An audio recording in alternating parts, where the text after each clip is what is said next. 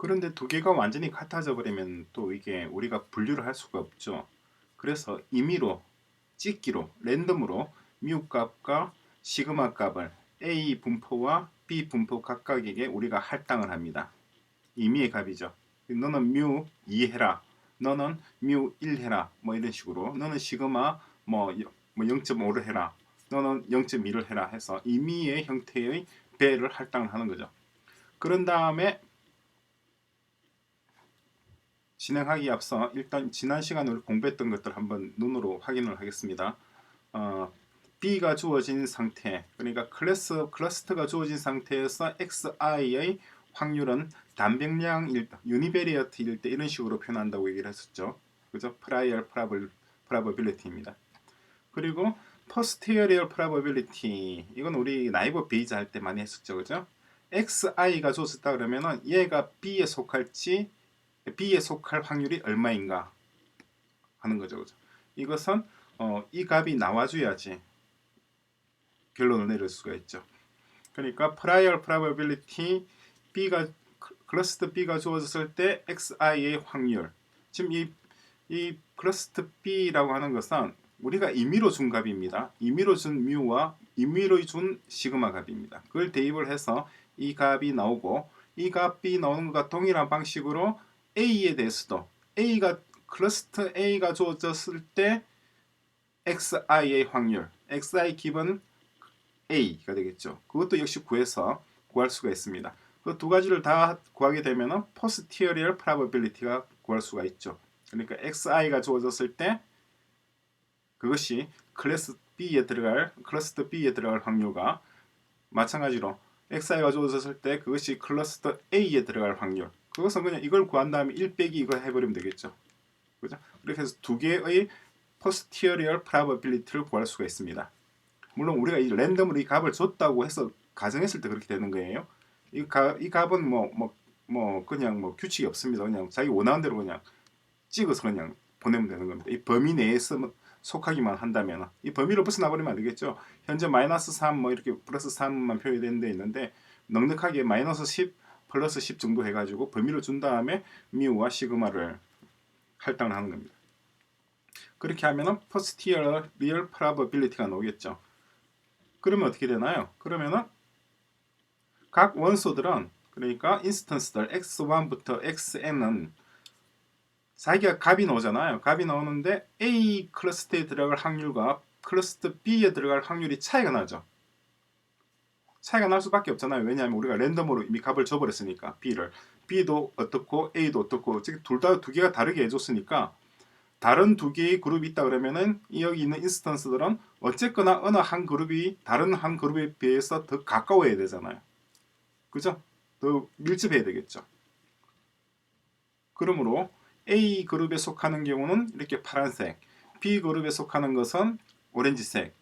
이 두 군데에 적당히 걸쳐져 있는 것은 이렇게 이걸 무슨 색이라고 해야 되나요? 갈색으로 표현을 해서 각각의 인스턴스를 표현을 할 수가 있습니다. 표현을 해놓은 겁니다. 이거는 뭐 공식하고는 상관이 없습니다. 단지 이해를 돕기 위해서 그냥 표시를 했을 뿐입니다. 자, 그렇게 되면은 이제 A 그룹이 이렇게 나와 있고 B 그룹이 이렇게 나와 있죠.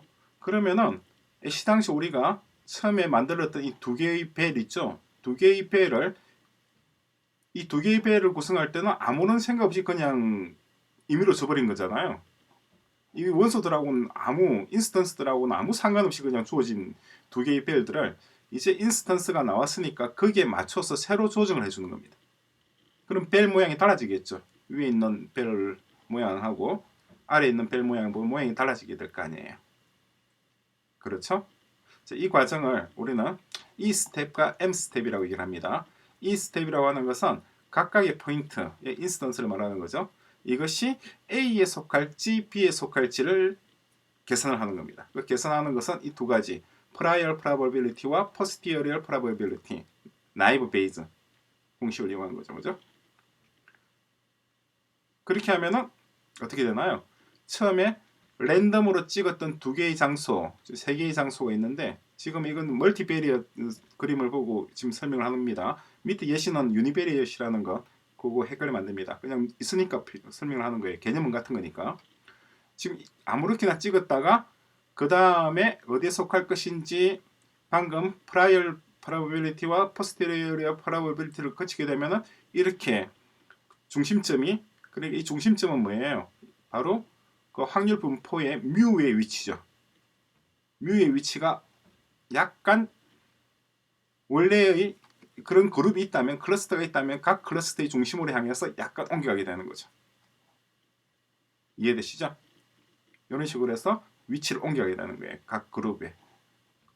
처음에 그러니까 지금 있는 이 A와 B와 이 C, 이 세 지점은 우리가 임의로 준 뮤와 시그마 값에 의한 확률 분포이고, 새로이 구해지는 new A, new B, new C는 방금 봤던 두 개의 공식 prior probability, posterior probability를 이용해서 계산되어진 새로운 확률 분포의 중심점 뮤의 위치입니다. 각 그룹의 뮤의 위치, 그죠? 평균의 위치로 옮겨간 겁니다. 이해되시죠? 원리는 똑같습니다. 이렇게 한 번 과정을 거친 것이 바로 첫 이터레이션입니다. 한 번 이제 이터레이션 한 거죠. 한 번 이터레이션 한 다음에 그로 끝이 아니라 그 이터레이션 하기 전에 M 스텝도 얘기를 했거든요. 그렇게 해서 새로운 뮤와 시그마 스퀘어, 베리언스죠. 베리언스에 따라서 이 벨 모양, 벨의 위치와 모양을 바꿔주는 것. 이것이 M 스텝입니다. 이 스텝, M 스텝이 되죠.